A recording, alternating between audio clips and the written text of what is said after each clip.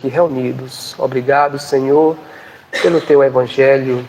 Agradecemos a oportunidade de estarmos ouvindo a nossa irmã Rose, a nossa irmã Inês, o nosso irmão Fernando, que trouxe essas meninas aqui para poderem realizar esse trabalho tão importante para nós seres humanos, para nós espíritas. Agradecemos, Senhor, e que possamos estar levando esses conhecimentos não só na nossa mente, mas no nosso coração, e aqui nesta casa de amor e luz, onde aqui nós estamos aurindo as energias que vai nos fortalecendo, que vai nos animando, para que a gente possa praticar esses ensinamentos onde quer que estejamos, na nossa casa principalmente, no nosso lar, junto aos entes queridos, na rua onde quer que estejamos. Obrigado, Senhor. Fique conosco hoje, agora e sempre. Que assim seja, graças a Deus.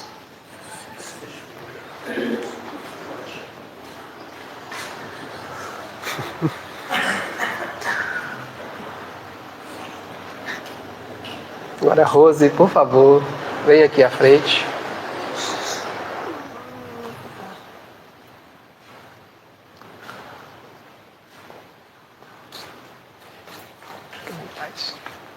Obrigada.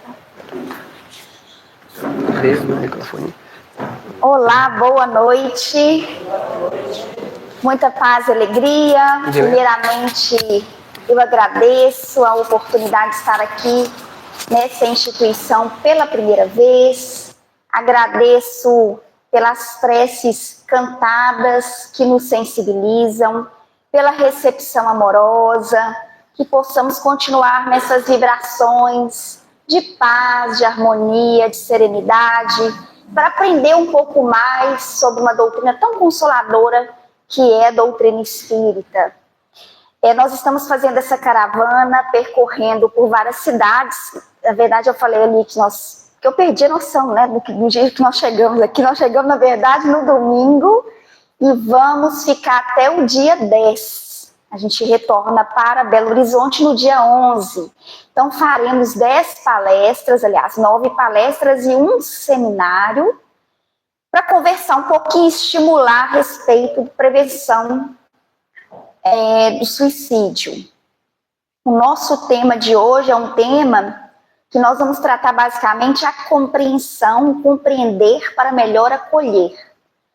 Então, a primeira coisa que eu já gostaria de chamar a atenção é sobre o setembro em si e sobre essa oportunidade que nós estamos tendo. Primeira coisa, gente, esse é apenas um estímulo nosso de chamar a atenção para o tema em setembro, mas para que nós possamos refletir sobre esse tema em várias fases do ano. Então, a primeira coisa é uma conscientização do papel da instituição espírita sobre um tema tão importante e que, de fato, nós, como os adeptos do espiritismo, aqueles que abraçamos uma doutrina que parte da imortalidade da alma, muito nós precisamos fazer.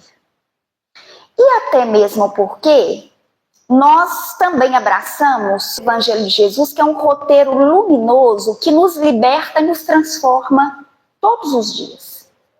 Então, daí, nós estamos lidando diretamente com um recurso medicamentoso que pode, de fato, curar a alma, as matrizes das nossas maiores questões, dos nossos maiores problemas. Então, a gente tem um manancial maravilhoso, e esse manancial, esse conteúdo rico e libertador, ele precisa ser compartilhado.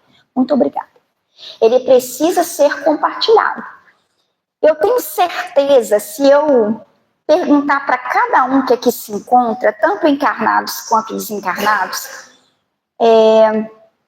se a gente fizer um exame de consciência, uma recapitulação de desde quando nós abraçamos a doutrina espírita, eu tenho certeza que todos vocês vão dizer assim, olha, eu já aprendi tanto na doutrina, a doutrina já me ajudou tanto, a doutrina já me consolou tanto. Sim ou não, gente? Ou só comigo? A doutrina nos liberta todos os dias, a doutrina ela nos estimula a ter um olhar, uma percepção sobre a vida totalmente diferente. Ela reformula as nossas ideias, nós nos tornamos pessoas muito mais leves, alegres, porque o evangelho não é uma coisa imposta, a gente abraça o evangelho porque a gente quer, porque a gente considera que é importante, a gente vê os benefícios disso. Então, por que não compartilhar? Princípios que são transformadores, que são libertadores e que, acima de tudo, são consoladores. Então, quando a gente vê no capítulo 6 do Evangelho segundo o Espiritismo, o professor Allan Kardec, estabelecendo como tema principal o Cristo Consolador, posterior ao capítulo 5, que trata sobre o sofrimento humano, não é à toa, porque o Evangelho segundo o Espiritismo é um livro didático, metodológico, que nos apresenta algumas reflexões sobre os evangelhos de Jesus. Então, o capítulo 5 é um capítulo que ele fala sobre as dores humanas. E o capítulo 6 é o Cristo Consolador. É de uma beleza. E quando a gente para ler aquelas palavras, Jesus dizendo, o Espírito de verdade dizendo, venham como antigamente entre os filhos transviados da casa de Israel. Você sente um Jesus pertinho de nós. Quem que não adentra essa casa e não sente uma vibração de amor, de paz, de serenidade? Por isso que nós precisamos adentrar uma casa dessa sempre com um espírito de reverência, porque aqui nós somos abraçados. Mas dependendo do quadro que nós estivermos em termos de sofrimento, sofrimento físico ou até sofrimento moral, às vezes nós não conseguimos sentir esse amparo. Daí a importância de nós buscarmos sempre um conhecimento profundo da doutrina espírita, partindo das obras da codificação, das obras elementares, para que a gente possa acolher da melhor maneira possível e para que nós possamos compartilhar o evangelho de coração para coração, não de cabeça para cabeça, conteúdo racional não. É de coração para coração. Nós vamos entender o porquê disso. Às vezes a pessoa fica muito preocupada em argumentar, em convencer o outro, deixa o outro em paz. Se o outro não quer aderir à mensagem do evangelho ou à mensagem da doutrina, deixe o outro em paz, porque o evangelho ele não é algo para ser aderido de forma, vamos dizer, sem a liberdade de escolha, né? Ele é para ser abraçado, porque a gente vê no evangelho, de fato, palavras de vida eterna. Então, olha que coisa bonita que Paulo fala, gente. Paulo fala assim, como ouvirão se não há quem pregue? Como ouvirão se não há quem pregue? Então, para isso, é muito importante que a gente compartilhe, mas para compartilhar, tem que compartilhar de forma fiel. Como que eu compartilho algo que eu não conheço? Como que eu compartilho algo que eu não compreendi? Então, a primeira coisa, como que nós conhecemos de fato a doutrina espírita? Assistindo palestras. Nós aprendemos sobre doutrina espírita lendo o Livro dos Espíritos. Analisando de forma minuciosa cada questão, partindo inclusive da introdução. Observando, lendo com atenção. Livro dos Espíritos é uma obra que a gente começa a ler e não termina nunca. Porque você chega na última e você volta para a introdução novamente. Todas as questões relacionadas às problemáticas da vida ali estão inseridas. Perguntas e respostas. Os grandes pensadores da humanidade, pensadoras e pensadoras, levantaram questões importantes que não conseguiram chegar a uma resposta concreta. Mas os espíritos superiores trazem para a gente explicações das mais diversas, que foi motivo de pesquisa de muitos, que eles não conseguiram, né? Criaram teorias, mas eles não conseguiram.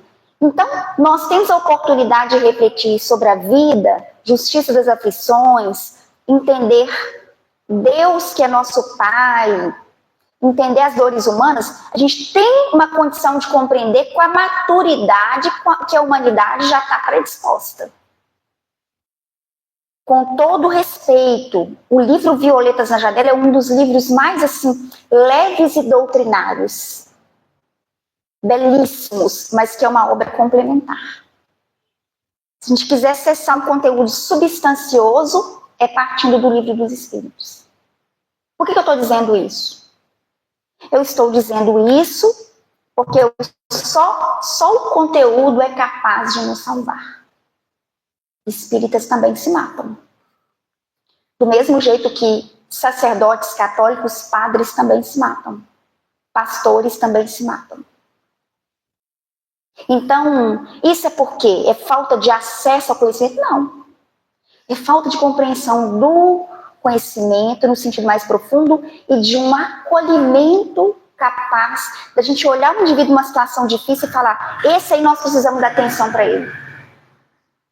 Então, duas coisas importantes, é acessar o conhecimento para nós nos prepararmos diante da vida, porque ninguém está isento de passar por duras provas. Sim ou não? Se Jesus, que foi o Cristo, o Cordeiro puríssimo, imolado, parou na cruz, ele que não tinha nada para ressarcir diante da lei. Imagina a nossa condição de seres ainda com pendências, necessitados da pedagogia dura da vida. Então, para isso, nós precisamos nos preparar. E vamos nos preparar como? Estudando. Estudando o quê?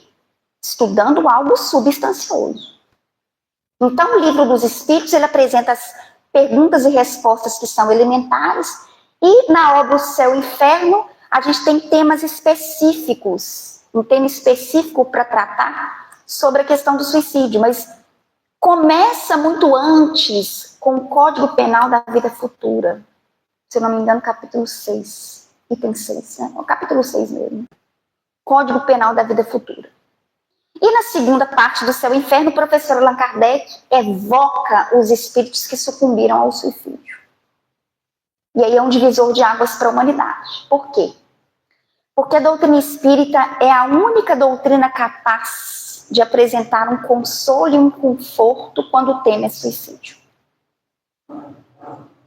Se nós estudarmos a história, por exemplo, de Martinho Lutero, ele foi um indivíduo que ele se sensibilizou profundamente e questionou, inclusive, a postura da igreja, na época, que nem sequer aceitava enterrar o corpo de uma pessoa que sucumbiu ao suicídio, porque eles acreditavam que o corpo de alguém que tinha cometido suicídio junto com os outros corpos iria atormentar os demais.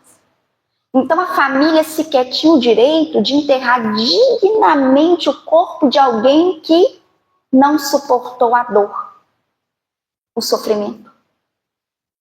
E detalhe, todas as escolas religiosas apresentam uma mensagem dura e cruel, punitiva, de pena eterna. Vem a doutrina espírita como o ensino coletivo dos espíritos superiores, partindo de uma evocação do professor Allan Kardec, evoca os espíritos e eles respondem. Ele ora, ele e o grupo da Sociedade Parisiense de Estudos Espíritas, ora pelos espíritos. E eles dizem o quanto as orações aliviavam as suas dores. Então é algo tão lindo, tão maravilhoso, que pode consolar o coração de qualquer mãezinha e paizinho que tenha perdido seus filhos, ou seu filho, sua filha, pelas vias do suicídio. Vejamos bem, não existe espírito suicida. Existem, que ninguém é suicida, existem pessoas que sucumbiram ao suicídio. E se existe uma caridade extraordinária que nós podemos fazer, que é gratuita, não tem contraindicação, e a gente pode gastar à vontade, é a oração. O professor Allan Kardec orienta no último capítulo do Evangelho segundo o Espiritismo, de que é uma das caridades mais extraordinárias é orar por aqueles que sofrem. E aí a gente já começa entendendo que se a gente quiser começar hoje um trabalho importante para a gente aplicar para o resto da vida, não é para esquecer não. Como diz o Evangelho, aquele que perseverar até o fim será salvo. É para o resto da vida, incluir diariamente nas suas preces, oração pelos espíritos que sofrem, incluindo os espíritos que sucumbiram ao suicídio. Porque a oração alivia o sofrimento. Então é uma mensagem de misericórdia, de amor. Quando nós vamos tratar como um tema sobre esse, a gente tem que fazer uma abordagem conforme a doutrina espírita apresenta, uma mensagem de vida e não de morte. Que a morte não existe. Pergunta Paulo, onde estás, ó morte, o teu aguilhão? Onde estás, ó morte, a tua vitória, pois o próprio Cristo a venceu? Então a morte não existe. Vem o professor Allan Kardec, depois da queima de livros em Barcelona, e diz, podem queimar-se os livros, mas não queimam-se os espíritos. Como é que nós vamos falar de morte? Existe morte. Existe vida. Nós temos várias existências, mas a vida é uma só. Ah, mas e aqueles que sucumbiram ao suicídio? Deus é Pai. Vira Jesus e fala assim conosco. Se vós, sendo maus, sabeis dar boas coisas aos vossos filhos, imagina Deus. Deus dá pão ao filho que pede pão, peixe ao filho que pede peixe. Se nós que temos inúmeras limitações, se a gente não vê um familiar nosso passando por um momento difícil, se a gente não pudesse trocar de lugar, nós não trocaríamos? Sim ou não? Você vê aquela situação difícil, aquela dor, aquele sofrimento, o que o amor faz conosco? Não, se eu pudesse trocar de lugar, eu trocaria. Eu sofreria no lugar do outro. Isso é amor. Se nós não fazemos mal às pessoas que a gente ama, Deus faria? Não. É nesse sentido e é nesse terreno que a gente tem que pisar quando nós formos tratar de assuntos delicados. E aí vem uma observação. Tema como esse não é um tema de palestra, tá, gente? É importante que seja dito isso. O tema suicídio é um tema que deve ser abordado em formato de seminário. O seminário, ele tem no mínimo, a duração de no mínimo 3 horas. E por que isso? Para dar tempo de abordar a complexidade do tema. Os vários ângulos do tema. Se a gente aborda um ângulo só, que é uma visão reducionista, as pessoas saem achando que é uma coisa só, que aquilo tem que ser entendido só daquela maneira. O ideal é fazermos uma abordagem mais completa sobre o assunto. Então, falar sobre as causas do suicídio, vou falar bem pouquinho aqui hoje. Falar sobre as consequências morais e físicas do suicídio. Falar da vida após a desencarnação das pessoas que sucumbiram ao suicídio. Falar sobre... a prevenção é o último aspecto, tá? Falar sobre o que a casa espírita precisa aprender minimamente para lidar com isso. E o último é como nós vamos trabalhar na questão da prevenção.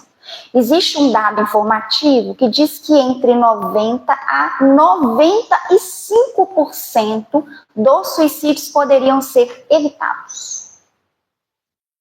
É muita coisa, vocês não acham? Entre 90% a 95% poderia ser evitado. O que isso quer dizer? Quer dizer que nós precisamos nos preparar, a sociedade como um todo, nós precisamos nos preparar. E aí, nesse sentido, o nosso trabalho deve ser de prevenção ao suicídio e valorização da vida, janeiro, fevereiro, março, abril, maio, junho, julho, agosto, setembro, outubro, novembro, dezembro. E não só setembro amarelo, tem que ser janeiro amarelo, fevereiro amarelo, março amarelo. O que isso quer dizer? Inserir nas palestras temas que falam sobre o sofrimento emocional, sobre os vícios, sobre as problemáticas da vida. Tratar sobre assuntos como esse. Seminários, tem que ter seminário inserido, porque a palestra é pouco tempo, não dá para aprofundar, o seminário é essencial. Pega uma pessoa experiente para falar sobre o tema, porque não pode ser uma pessoa com pouco conhecimento, porque senão faz um trabalho que ao invés de prevenir, a pessoa sai pior da palestra. Quanto tempo se pensou que para prevenir, para trabalhar na prevenção, você tinha que trazer uma visão dura, punitiva, que falava mais da morte, né? As pessoas achavam que estavam fazendo o máximo, estavam prejudicando, causando temor, torturando pessoas que tinham perdido fisicamente os seus familiares, né? Então, é importante que a gente compreenda isso.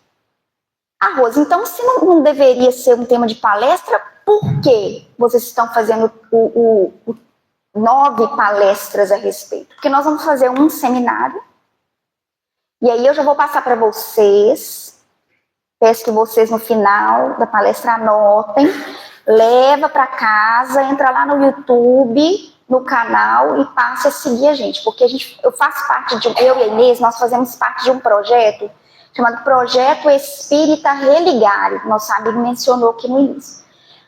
É uma equipe de 12 pessoas.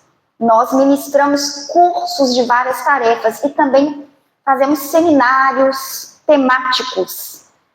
Então, nós já fizemos um seminário com uma duração de 3 horas e meia do livro Memórias de um Suicida. Vocês encontram lá no canal. No sábado, nós faremos também na parte da tarde, de 14 às 17h30, um outro seminário que vai ser completo, vai ser em Mucuri, né? Em Mucuri, Caminho da Paz, né? Faremos lá um seminário e aí vocês podem ter acesso, tá? Para vocês terem uma visão do todo. O que a gente quer é sensibilizar para a gente criar o hábito de trazer para a instituição espírita temas que tratam sobre a complexidade da vida. Porque a gente precisa falar disso. E isso, se nós formos parar para refletir e analisar, todas as problemáticas da vida estão inseridas no Evangelho e na doutrina espírita. Porque tanto o Evangelho quanto a doutrina espírita fala de quem? Fala de nós. Daí o livro de Leon Denis, Os Problemas do Ser, do Destino e da Dor. Então é necessário tratar sobre o assunto, refletir sobre o assunto, intensificar.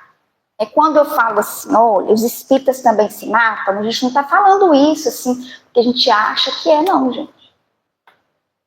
A gente roda o Brasil todo, a gente sabe das questões. A gente vê determinados problemas, pessoas que são tarefeiras na luta para sobreviver, né? Quando eu parto de uma reflexão, a minha reflexão não é partindo de uma teoria, é partindo de uma prática. Alguém que já teve depressão? Quem já teve depressão aqui, levanta a mão. Além de mim, além deles, do amigo lá atrás, ok. Então, quem já teve depressão, ou quem trata a depressão, sabe que a ideação suicida não é uma coisa distante da realidade do depressivo. É necessário muito cuidado. Então, quando eu e a Inês escrevemos um livro como esse, Corações Abertos, Acolhimento Fraterno na Instituição Espírita, e aqui eu conto brevemente um pouquinho da história, é para dizer e para mostrar a complexidade que é refletir sobre saúde emocional. Quantas tarefeiras e tarefeiros estão aí com síndrome do pânico, ansiedade, depressão, bipolaridade, companheiros de tarefa nosso, enfrentando grandes lutas. E às vezes o que acontece é que aquele tarefeiro ou aquela tarefeira não procura o acolhimento fraterno da instituição espírita que faz parte. Vai procurar acolhimento fraterno em outra instituição espírita. É muito comum encontrarmos companheiros de tarefa, companheiros, confrades, com argumentos, com falas que traduzem assim, um desconhecimento a respeito do assunto. Então, quem está ali enfrentando as lutas e dores e ouve, aquilo é agressivo para a pessoa que está passando pelo quadro, como, por exemplo, depressão é falta de fé, é obsessão. Quem já ouviu? Pobre não tem depressão, não é? Recentemente, na instituição espírita que eu e Inês fazemos parte, na Sociedade Espírita Allan Kardec, em menos de 2 meses, 2 expositores foram lá e falaram na reunião pública que depressão era falta de fé. Tive que entrar em contato com um, depois tive que entrar em contato com o outro, para perguntar. Vocês falaram isso e enfatizaram, e o pessoal da plateia corrigiu e eles continuaram reforçando. Esses são os expositores espíritas, que se não conhece o tema, não tinha nem que abrir a boca para falar. Mas afirma algo para além do indivíduo estar ali buscando a melhora, ele ainda tem que ouvir que ele está doente porque ele não tem fé suficiente.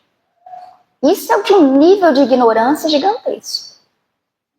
Então não é incomum isso, é mais comum do que a gente imagina. Por isso que o conhecimento é fundamental. Ah, Rose, mas nós não temos informações. Tem, gente, nós temos.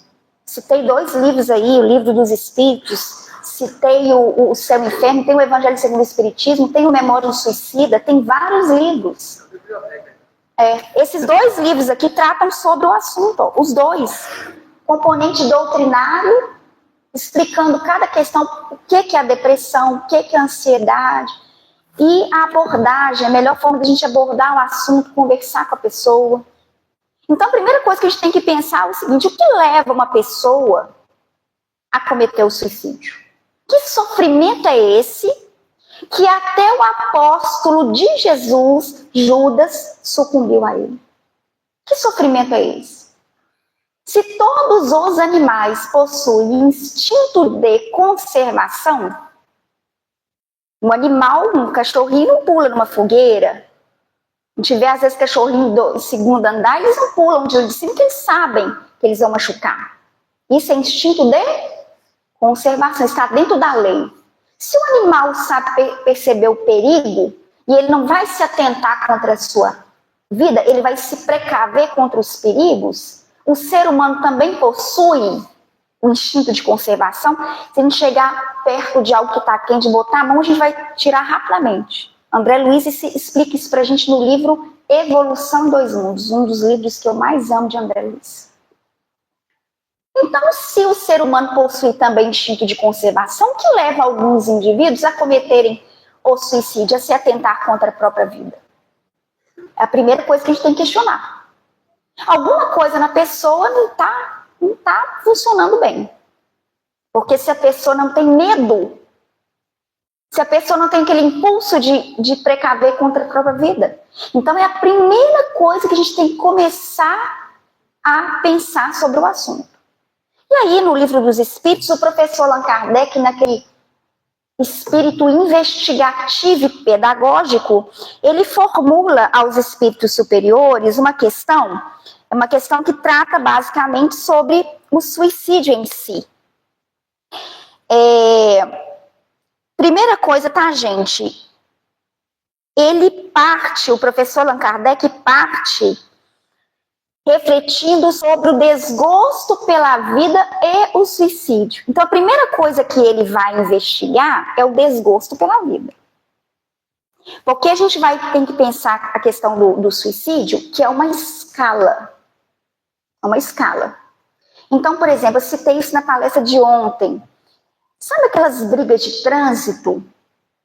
Que a pessoa, às vezes, naquele processo ali de explosão da raiva, ele mata o outro numa briga de trânsito? Aqui não acontece isso não, né?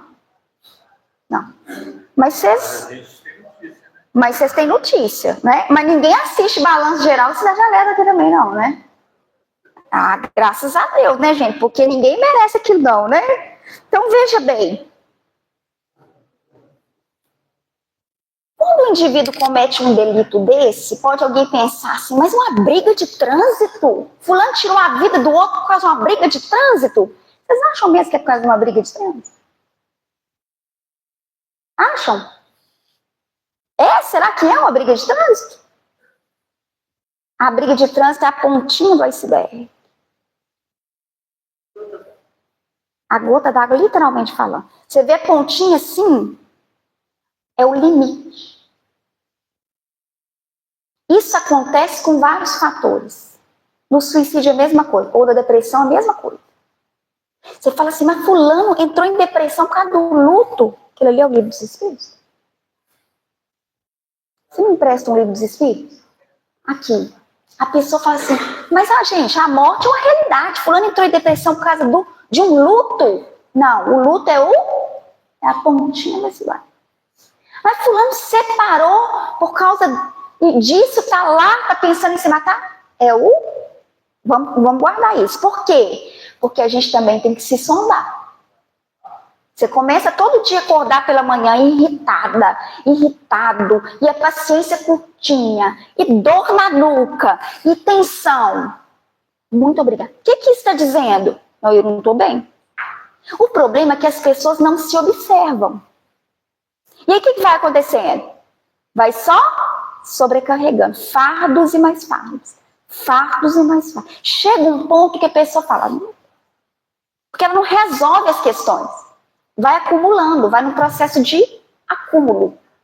A Inês, ela é terapeuta TRG. O professor dela tem uma definição que eu considero, dentre as muitas definições sobre depressão, eu considero a mais assertiva. Ele diz, depressão é excesso de pressão. Ansiedade é excesso de medo. Extraordinário, sim ou não? Se cada um aí que já foi diagnosticado com depressão parar para se analisar, nossa, não é mesmo? Sabe aquela pessoa assim que carrega a família inteira nas costas? Que todo mundo fala, nossa, fulano é o máximo. Quanto vocês contam que não é não? Conta pra ela, tá? Não é não. Tá bom? As mulheres às vezes ficam achando que é o máximo cuidar da família inteira. Deus deu a vida para cada um, cuidar da sua. A porta é estreita. Você ajuda o outro a carregar um pouquinho da cruz, depois você entrega porque a cruz é dele. Muitas pessoas adoecem por isso. O que a gente aprende quando a gente vai fazer uma viagem aérea? Coloque a máscara primeiro em você. Eu trabalhei no hospital psiquiátrico muitos anos. Acho que uns 6. Adoecia um da família psiquiátrica, né? Transtorno psiquiátrico. Adoecia a família inteira. Por quê? Porque as pessoas não estão bem. E aí quando aparece um que surta todo mundo. Então a gente tem que olhar um pouco com mais carinho e amor pra gente. Dar atenção para as nossas lutas, os nossos traumas, as nossas dores. Ah não, mas eu nem lembro disso mais. Mas o monstro está lá dentro de você. Se você não olhar para ele com carinho, para curar, para olhar e falar assim, olha, eu preciso curar essa chaga aberta aqui. Porque fingir que não existe aquele trauma, aquela dor, não resolve. Quantas pessoas aqui fazem terapia? Levanta a mão por gentileza. Ou psicanálise, ou terapia, ou psicoterapia. Aí isso é sinal que a saúde mental de vocês está espetacular. Só eu que sou a doida aqui da história. Não é, meu povo? Conta pra mim aí. Uma pessoa, uma amiga minha ali que faz uma terapia. Depois nós vamos combinar de bater um papo sobre essa terapia. Ô, gente, saúde mental. Falar, desabafar, falar das nossas dores, dos traumas, dos coros que a gente tomava de quando, né? Quando era pequeno, os meninos de hoje em dia não tomam couro, não. Vocês tomaram muito couro? Como é que era a educação antigamente? Você sentava e batia papo com papai e mamãe? Não, porque papai e mamãe não tinha tempo. Tinha que encher a dispensa. Não tinha tempo, não. Era educação na base do Havaiana, que era uma mira espetacular. Sim ou não? Fazia até curva o chinelo, assim. E aquelas varas que comia. Hã? Adrenalina pura. E você corria e pai e mãe corria atrás, igual uns, né? Não era? Na minha época não tinha Havaiana. Na sandália dessa que Nossa Senhora! Aquilo marcava, né? Vara da infância e juventude. Vara da infância e juventude. Aí você faz hoje em dia um negócio desse com o menino, ele vai pegar o celular e vai falar assim, eu vou te denunciar para o Conselho Tutelar. Uma chinelada daquela, botava até o chaca da gente. Realinhava na mesma hora, o centro de força. Faz sentido. Faz todo sentido, não é? E pai e mãe falavam assim, ó, nós vamos para casa do fulano. Se eu olhar para você já sabe. Era ou não era? Aí eu olhava aquela cara de Satanás pra gente. A minha mãe tinha cara de demônio. Até hoje eu lembro. Eu faço terapia por causa disso.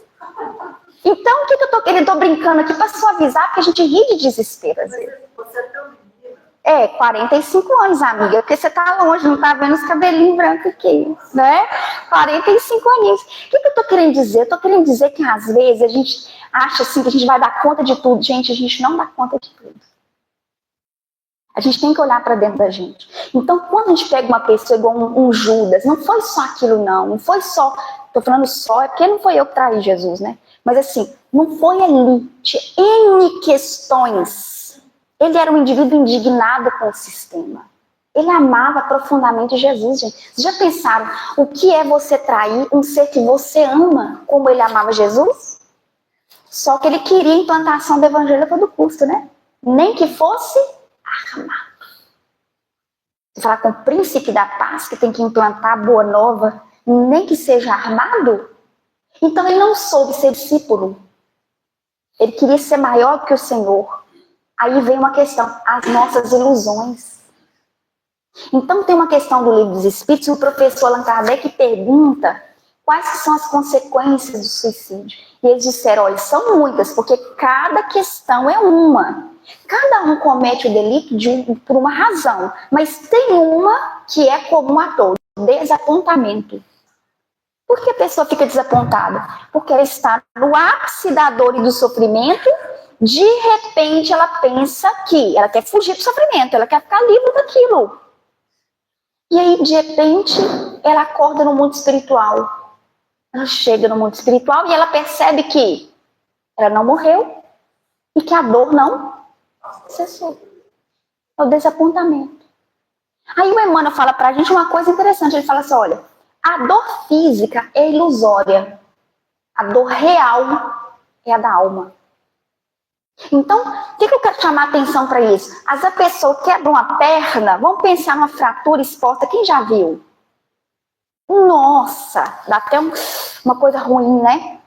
Fratura exposta, a gente fica desesperada, a gente vai fazer o que com a pessoa? Correr e levar para o hospital, não é?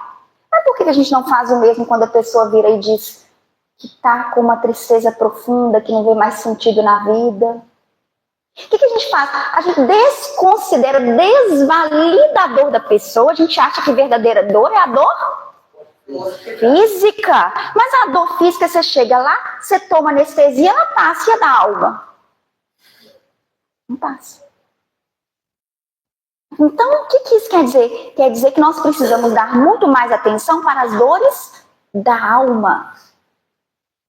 As dores da alma é que a gente precisa se atentar. Uma coisa que eu aprendi também no Hospital Espírita André Luiz, no Hospital Psiquiátrico, é muito melhor ter qualquer coisa no corpo. Mas você perder lucidez é uma das coisas mais tristes na vida. Você vê a pessoa alienada, fora da realidade, a pessoa não consegue fazer nada. É uma das coisas mais tristes da vida. Você tem uma limitação física, mas você está ali, ó, você está raciocinando, você decide o que você quer. Imagina você virar quase uma criança. Adulto, criança. É muito triste. Por quê? A esquizofrenia, a psicose, outros quadros, a dor é tão intensa na alma que o espírito transfere para o corpo, mas na transferência para o corpo o choque é tão grande que lesa o sistema nervoso e não volta mais. Então, o que eu estou fazendo aqui é uma observação a respeito de uma das questões mais complexas, que são as nossas dores emocionais, os nossos traumas, as nossas angústias. E tem uma questão importante, que é uma percepção, às vezes, muito infantil, imatura sobre a vida. Tem gente que quer uma vida perfeita, quer ser feliz, quer é feliz plenamente. Tem como ser feliz? Você olha para o lado, aqui tem pessoa em situação de rua? Pessoa em situação de rua? Como é que você deita a cabeça no travesseiro e fala, eu sou profundamente feliz? Pensando que num dia chuvoso ou de frio, quantas pessoas não estão desabrigadas? Plenamente feliz, não tem como, gente. Não tem como. Seríamos de um egoísmo sem limite. Então Então, dentro da realidade dura da vida que nós possuímos, não tem como, a gente tem que aprender a lidar com isso. E para isso nós precisamos de um fortalecimento moral. E tem pessoas que acham que felicidade é ausência de problema, é o bolso cheio de dinheiro, é ter todos os desejos satisfeitos. Daí os espíritos superiores dizerem que uma das causas é a saciedade. Quando a pessoa pode realizar todos, aí para de trabalhar, realiza todos os seus desejos. Perigosíssimo. Por quê? Porque a vida é luta, é dinâmica. E já que a vida é luta, nós precisamos nos preparar para ela. O que os meninos de hoje em dia não estão sabendo muito bem. Eles não sabem lidar com a frustração. Querem tudo. E paizinho, mãezinha que tomou a Havaiana, sabe? Nas pernas lá atrás. Fica querendo dar tudo pro menino. Já contou pro menino que a vida não vai dar tudo? Quem é que faz o que quer? Levanta a mão aí, por favor. Só o que quer. Ninguém? A gente faz o que a gente precisa, não é? A gente faz só o que a gente quer? Não. Então, o que isso quer dizer? Eu estou colocando isso porque o índice de suicídio entre crianças e adolescentes está absurdo. A criança tem que ser frustrada para entender o que é a vida. Para se fortalecer, para se preparar. Entende? Quando o professor Allan Kardec pergunta se era permitido ao ser humano se atentar contra a sua própria vida, eles disseram não. Só Deus pode dar a vida e só Deus pode tirar. Ele está falando da existência, né? E eles dizem que se constitui de uma infração da lei. E aí eles dizem que o suicídio voluntário é uma transgressão da lei. Olha a resposta. O suicídio voluntário. Pergunto eu, o suicídio não é sempre voluntário, não, gente? Não. Involuntário. Involuntário? Involuntário é quando a pessoa faz o que não quer. Pensem um pouquinho aí. O suicídio voluntário é uma transgressão da lei. A pergunta que eu faço. O suicídio não é sempre voluntário? Porque o suicídio é uma decisão.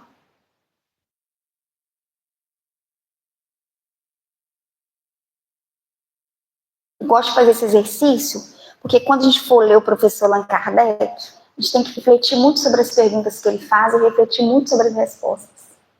Porque não tem nenhuma palavra em vão. Quando ele se depara com essa palavra voluntário, ele formula a 940 não. Ele formula a 957. E aí ele pergunta, mas o suicídio não é sempre voluntário? Eles dizem, o louco que se mata não sabe o que faz. 900 não, gente. Pois não, meu amigo, quer falar? Fica à vontade. Por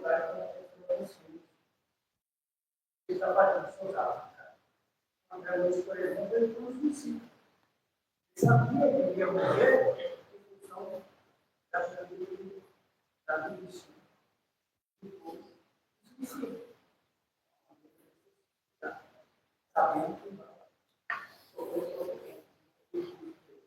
Isso. Como é que é seu nome mesmo? Carlos. A obra Nosso Lar retrata muito bem isso, né? Início da obra Nosso Lar, né? E quando ele chega em Nosso Lar, ele recebeu a visita do médico Henrique de Luna. Aí o Henrique de Luna fala, André, é uma pena que você tenha vindo pelas vias do suicídio. Ficou revoltado, ele ficou indignado. Ele falou, mas como assim? Eu lutei 40 dias no hospital?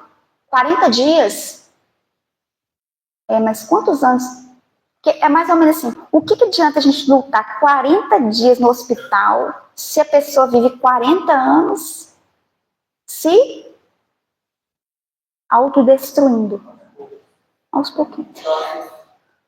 Doses pequenas. Então, no caso era voluntário. Agora, no caso do André Luiz, chama suicídio indireto.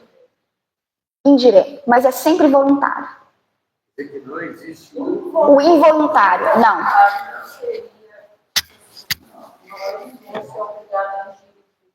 Mas aí é suicídio, né?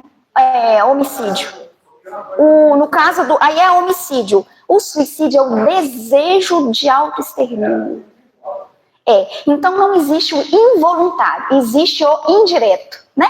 Mas tem uma questão importante, que quando eles falam assim, o louco que se mata não sabe o que faz, mostra pra gente que chega um ponto que a pessoa perde o senso crítico.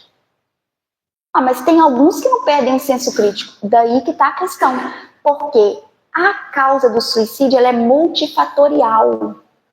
Várias pessoas cometem por uma razão. Se você pega uma pessoa lá no ápice do quadro depressivo, que a pessoa tem ideação, pensamento fixo em suicídio, é diferente de uma pessoa que era materialista, perdeu tudo e no ápice do desespero comete suicídio. É totalmente diferente. Que é diferente daqueles duelos lá de trás, vocês lembram? Que para defender a honra, lembra dos duelos que era tirar, não é? Quem já assistiu os faroeste aí de antigamente? Bacana os faroeste, então. Aquilo é um suicídio? Mas é diferente de um quadro de transtorno mental, que é diferente de uma pessoa que no ápice do desespero comete o delito. O que isso significa? Significa que o suicídio ele não é analisado e visto da mesma forma, que vários são os fatores. Então, existem as atenuantes e as agravantes. A pessoa, quando está no processo de adoecimento mental, e aí eu vou pegar só a depressão, tá? Porque nós não temos tempo, senão eu pegaria outros, porque a bipolaridade, por exemplo, ela é perigosíssima, porque a pessoa sai de um quadro. Tem gente que pensa que o bipolar é aquele que muda de humor o tempo inteiro. Não é isso, tá? Bipolaridade, às vezes a pessoa passa um longo período, até anos, num quadro mais melancólico, e de repente ele sobe e fica um tempo longo na hipomania, que é um quadro de euforia. Daí é que tá, porque todo mundo adora a pessoa que é eufórica, porque a pessoa faz 200 planos, a pessoa, ela cria empresa, ela faz projeto, é a pessoa que fica num pico de adrenalina absurda. Mas em compensação, você olha e fala, não, o fulano tá animado, né? Ele tá doente. Então, por isso que vamos desconfiar daquelas alegrias que são muito, não é? Vamos desconfiar. Por quê? Que é o que o grande poeta espírita Cabete chamava de risos sem razão. A alegria genuína, ela vibra dentro da gente. Isso é coisa escandalosa. Você vê a pessoa muito cheia de pano, não consegue concluir, você fala, fulano não tá bem. Pessoa que fala muito alto, que grita. Observe, essa pessoa é sempre assim. Então, tem um companheiro nosso, gente boníssima, né? O presidente das Capela do Sol, de uma instituição muito bacana, numa cidade de Minas Gerais, que ele é bipolar. Ele contou que um dia ele saiu e gastou R$8.000. Ele comprou roupas que ele nunca usou. Um quadro de hipomania. Criou empresa, então essas coisas assim. Então é perigosíssimo, por quê? Porque no ápice da adrenalina a pessoa pode fazer alguma coisa, né? Agora vamos pegar o depressivo aqui. O depressivo, ele vai minguando, porque a depressão não é excesso de... não é falta de alegria, tá? Eu tenho cara de depressivo, eu costumo perguntar isso sempre. Eu tenho cara de depressivo. Depressão não tem cara, tá, gente? Depressão não é falta de alegria, é falta de vitalidade. A pessoa começa a trabalhar, ela aguenta ali um período, depois ela não consegue suportar aquilo mais, porque ela não tem força suficiente, né? Coisas básicas da vida ela não consegue sustentar. E eu costumo dizer que a depressão emburrece a gente. Antes de estudar, eu já pensava assim, mas depois eu comecei a estudar, eu entendi a lógica. Por quê? A pessoa, quando entra num quadro de depressão maior, e o tempo vai passando e a pessoa não trata, a depressão chega a fazer uma redução do lobo frontal. O que isso quer dizer? Reduz anatomicamente o cérebro. Então, nosso raciocínio e senso crítico, o responsável é o lobo frontal. Reduz de tamanho, o que faz?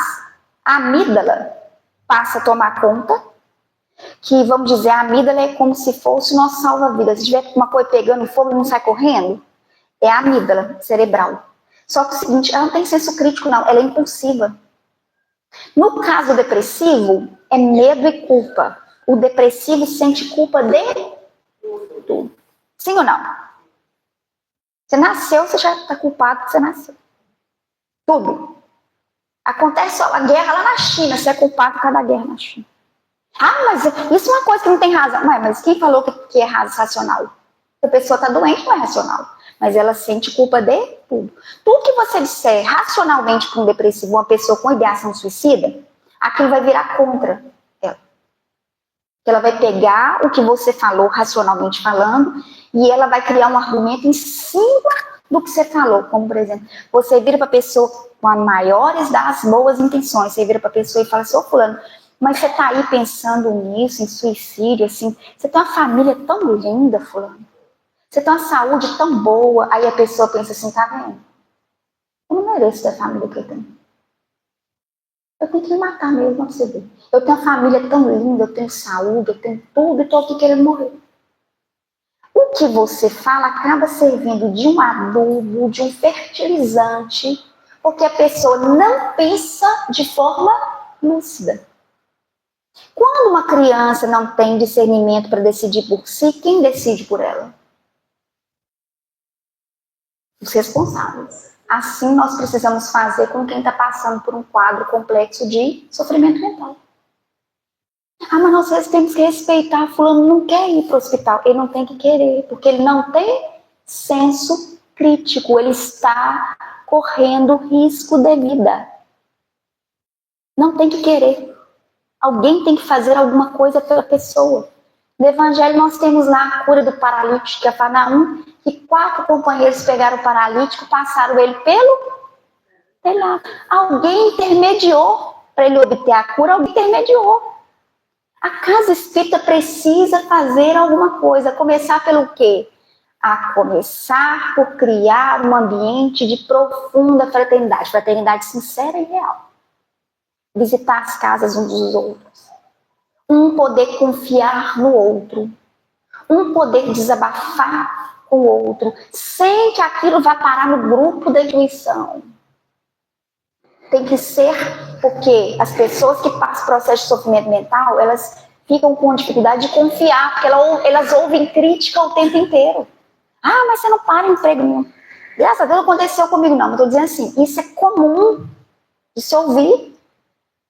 Só cobrança, pressão, a pessoa já se pressiona. Aí chega na casa espírita, ela procura desabafar, as pessoas vão colocar mais fardos nas costas delas. Não, gente, a gente precisa acolher. A pessoa precisa confiar na gente.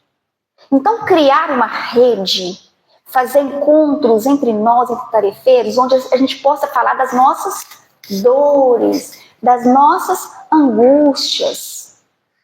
Fazer uma roda terapêutica, onde cada um possa exercitar a escutatória. Lembra do Rubem Alves? O Rubem Alves fala assim, todo mundo quer fazer curso de oratória, mas ninguém quer fazer curso de escutatória. A gente precisa fazer curso de escutatória. A pessoa nem começou a falar, a gente já vem com o Sermão da Montanha, volume 2 para ela. Misericórdia, mas a pessoa nem começou a falar, você já vai estar vindo com o sermão, a pessoa precisa falar, botar para fora. Ainda que ela vire e diga assim, ah, mas essa vida não faz mais sentido, eu quero morrer. Aí geralmente as pessoas falam, não fala assim não, deixa ela falar, tem que falar. Se ela não falar, ela vai cometer suicídio. Tem que falar. Que bom que ela verbalizou, que ela está pedindo ajuda. Nós jamais devemos virar para uma pessoa e falar, para de chorar, fulano. No livro a gente fala muito sobre isso, tá? Casa espírita é lugar da pessoa chorar mesmo. Porque ela não pode chorar em lugar nenhum, ela não pode chorar no trabalho, não pode chorar na família, não pode chorar. Aqui ela tem que chorar. Tem que chorar, tem que verbalizar, porque assim a gente salva vidas. E aí a gente vai fazer o quê? Tratamento espiritual, tá? Vamos curar a depressão dela no passe. Não. Quem cura a depressão é o psiquiatra. Aliás, não é o psiquiatra. Mas quem vai salvar a vida do indivíduo é o profissional da saúde. A instituição espírita é o meio, é a ponte. Ok? Depois que a pessoa for começar o tratamento psiquiátrico, tomar o remédio, para criar uma ambientação segura, aí a gente vai colher a pessoa e falar, agora vamos fazer um tratamento paralelo, que seja espiritual, que seja com passe magnético. O maior equívoco da instituição espírita dos tarefeiros é pensar que nós temos condições de resolver uma questão que é química, que é bioquímica. Falta elementos neurotransmissores que não estão funcionando devidamente. Então, falta lítio, adrenalina, noradrenalina, sertralina, tudo. Sertralina não é. Sertralina é o medicamento, né? Bendito, né? Então, o que eu estou querendo chamar a atenção? Eu estou querendo chamar a atenção, o nosso papel é importante, mas é um papel também que deve conscientizar as pessoas a cuidar. Procurar o psiquiatra, procurar o psicólogo. A pessoa chega na casa espírita e fala no acolhimento fraterno, ou com alguém que esteja ali acolhendo, recebendo a pessoa, né? Que ela está num momento de profundo desespero. Tem que ter uma conversa com ela um pouco mais demorada, com mais atenção. De fato, tem que ter uma pessoa preparada para isso, tá bom, gente?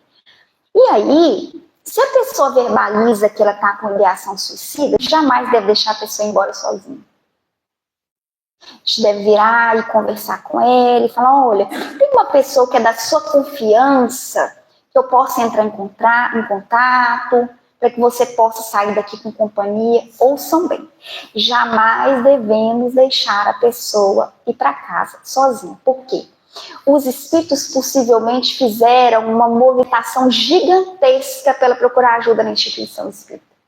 Se a gente deixa uma pessoa dessa sair, gente, sozinha, nós estamos falindo muito. Não é virar e ligar para a família, que às vezes o problema está na família. É perguntar à pessoa quem que do círculo de relação dela é a filha, para que a gente possa entrar em contato. A pessoa chega, a gente tem que conversar com a pessoa para dizer, leva urgentemente, imediatamente para o hospital. E aí, na urgência, o psiquiatra vai avaliar, ou a psiquiatra vai avaliar se é necessária internação ou não. Porque às vezes a pessoa fala assim, mas não vai fazer nada, não. Falou, mas não vai. Lembremos da estatística. Em torno de 90 a 95%. E a maioria dos quase é porque a pessoa acha que o outro não vai fazer. Ele vai fazer. Eu presenciei paciente dentro do hospital psiquiatra cometendo suicídio. Com uma vigilância 24 horas por dia. E se eu contar para vocês, claro que eu não vou fazer isso, você fala, mas como é que um indivíduo conseguiu cometer suicídio desse jeito? A gente não sabe as forças que existem por trás. Por isso que a gente tem que fazer um movimento de força, irradiando a luz, a benevolência, o amor, e se precaver, a prudência da serpente, que propôs Jesus para a gente. É entender a gravidade da situação, nos preparar, nos capacitar. Mas a gente tem pouquíssimos tarefeiros de acolhimento fraterno. Manda um zap, eu e a Inês, a gente vem para cá um final de semana, treina um grupo aqui, só um grupo para se preparar para o acolhimento fraterno. Teremos o maior prazer do mundo de fazer isso. Tá bom, gente? Eu vou agora, e aí fica convite para vocês lerem lá, participar do virtual, viu? Ou então vocês vão lá para Mucuri para participar lá conosco. Eu vou passar a palavra para a Inês, mas antes de passar, para ela fazer a finalização, eu vou ler aqui a breve biografia da Inês. Inês Alves Xavier nasceu em novembro de 1975 na cidade de Buritis, em Minas Gerais. Educadora há mais de 20 anos, apaixonada pela educação e é atualmente profissional terapeuta da TRG, Terapia de Reprocessamento Generativo. Se dedica à tarefa de acolhimento fraterno há mais de 10 anos e é encantada pela possibilidade de auxiliar as pessoas através dos ensinamentos de Jesus e da doutrina espírita. Magnetizadora espírita desde 2023 e excelente magnetizadora, por sinal, da Inês. Também idealizadora da Sociedade Espírita Allan Kardec e expositora do Projeto Espírita Religar. Tem como referência doutrinária as obras de Allan Kardec, Hamed e a série psicológica da Joana de Ângeles. Inês, faz favor para você fazer a finalização para a gente. Gente, obrigada pela atenção, tá?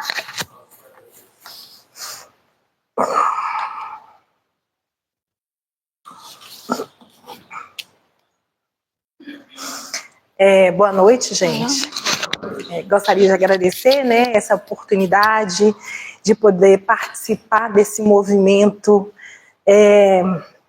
do bem, né, em busca de conhecimento, conscientização desse tema tão importante e necessário, como Rose bem disse, não só no mês de setembro, mas o ano inteiro, né? E aí eu trouxe, para a gente poder finalizar essa palestra, um poema. Esse poema, ele se encontra no livro Momentos de Ouro, de autores diversos. Eu gostaria que todos prestassem bastante atenção, que ele nos traz profundos ensinamentos e nos convida a profundas reflexões. Ele é muito emocionante e edificante. O poema chama-se Retrato de Mãe. Depois de muito tempo, sobre os quadros sombrios do Calvário, Judas, cego no além, errava solitário. Era triste a paisagem, o céu era nevoento, cansado de remorso e sofrimento, sentara-se a chorar. Nisso, nobre mulher de planos superiores, nimbada de celestes esplendores, que ele não conseguia divisar, chega e afaga a cabeça do infeliz. Em seguida, num tom de carinho profundo, quase que em oração, ela lhe diz: meu filho, por que choras? Acaso não sabeis? Replica o interpelado, claramente agressivo. Sou morto e estou vivo. Matei-me e novamente estou de pé, sem consolo, sem lar, sem amor e sem fé. Não ouvistes falar em Judas, o traidor? Sou eu que aniquilei a vida do Senhor. A princípio, julguei poder fazê-lo rei, mas apenas lhe impus sacrifício, martírio, sangue e cruz. E em flagelo e aflição, eis a que a minha vida agora se reduz. Afastei-vos de mim, deixai-me padecer nesse inferno sem fim. Nada me pergunteis, retirai-vos, Senhora. Nada sabeis da mágoa que me agita. Nunca penetrareis minha dor infinita. O assunto que lastimo é unicamente meu. No entanto, a dama calma respondeu: meu filho, sei que sofres, sei que lutas, sei a dor que te causa, o remorso que escutas.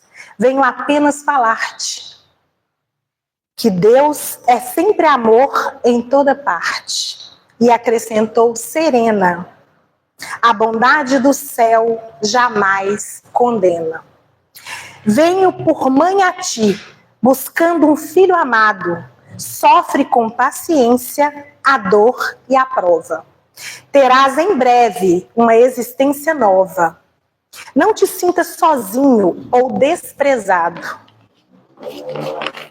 Judas interrompeu-a e brandou, rude e pasmo: mãe, não me venhas aqui com mentiras e sarcasmo. Depois de me enforcar num galho de figueira, sem mais poder fugir à vida verdadeira, fui procurar consolo e força de viver ao pé da mãe que me forjara o ser. Ela me viu chorando e escutou meus lamentos, mas teve medo de meus sofrimentos. Expulsou-me a esconjuros, chamou-me monstro por sinal. Disse que eu era unicamente o espírito do mal.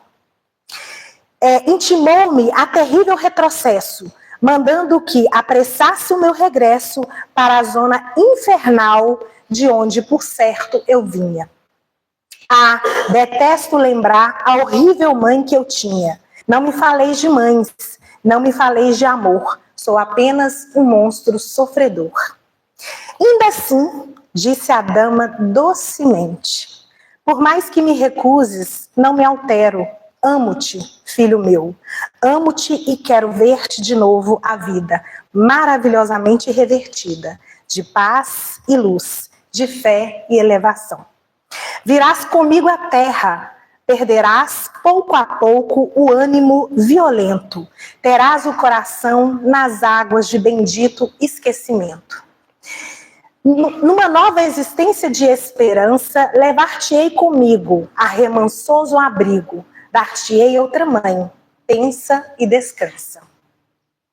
E Judas, nesse instante, como quem olvidasse a própria dor gigante, ou como quem se desagarra de pesadelo atroz, perguntou: quem sois vós, que me falais assim, sabendo-me traidor?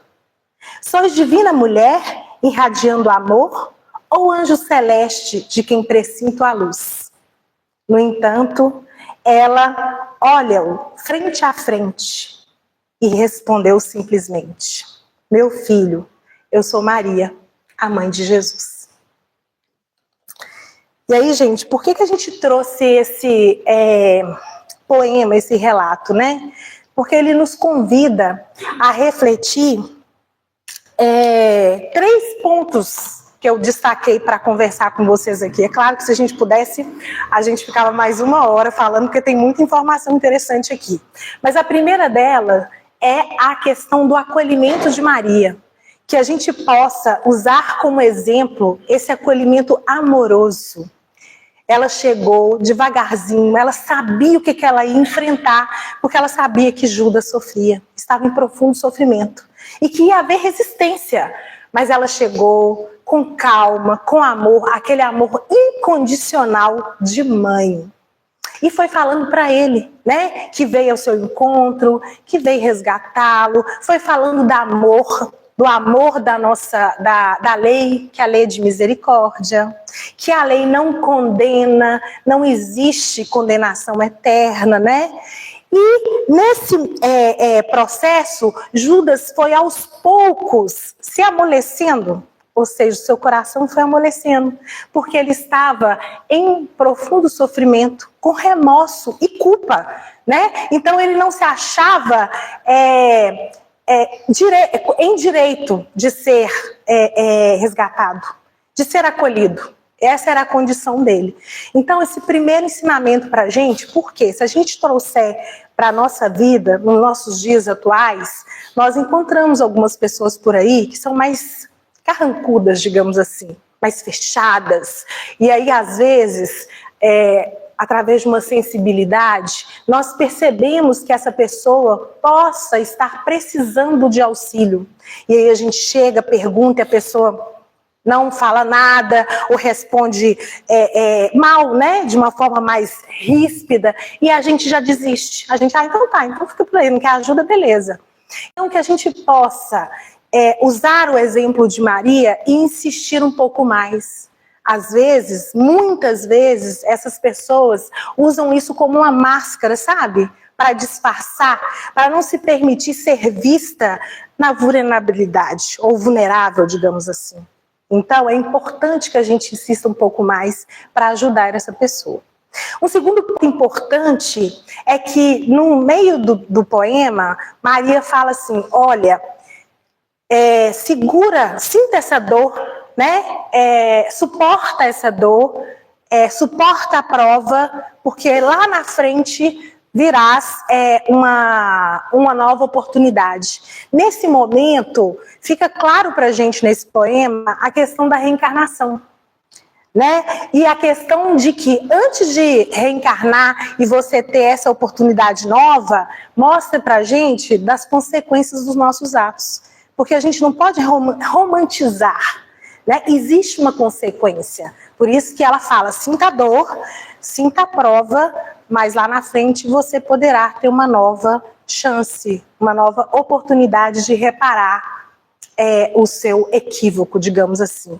Então essa parte é importante para a gente entender isso, dessa consequência do nosso livre-arbítrio, né? E no final a gente vê essa mensagem, que ela é toda coberta de amor e de esperança. quando ela fala que é possível, né? Ele ter uma nova vida, ele vai ter a misericórdia do esquecimento e vai poder ter uma outra mãe, ou seja, uma nova oportunidade, uma nova encarnação para reparar o seu equívoco. Isso é maravilhoso. Isso é um alento para a gente, para os nossos corações, não é? É um alento para os familiares, para a pessoa que parte, porque a gente percebe que não existe essa pena, que é essa condenação, digamos assim, infinita, mas existe um processo que é da lei. Então, para finalizar, é falar para todos nós, né, na verdade, para que a gente possa, toda vez que for necessário, que a gente perceber que tem um irmão próximo da gente precisando do auxílio, que a gente lembre dessa lição que é belíssima de Maria, dessa postura de amorosidade, de carinho, de amor incondicional, sem julgamento. Não sei se vocês perceberam, não teve julgamento.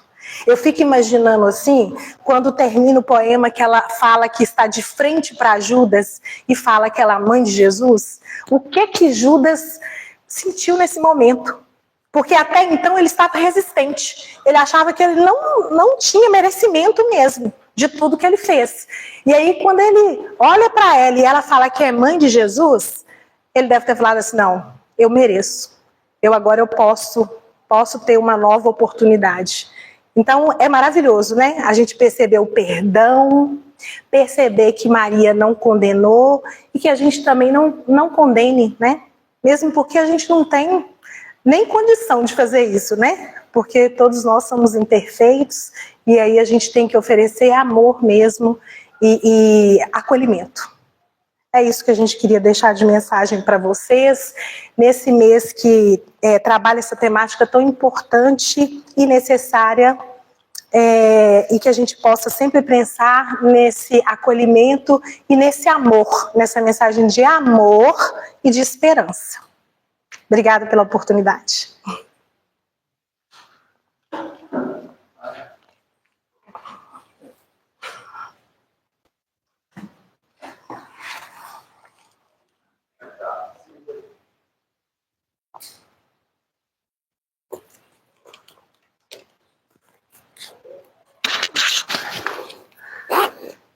Gente, não tenho nem palavras para agradecer a essas duas meninas, né? Chamando de menino, e ao Fernando que propôs esse trabalho aqui para essas casas espíritas aqui são nossas casas irmãs, né? E eu sei que vocês ficaram com gostinho de quero mais, então o convite está feito para próximo sábado, tá bom?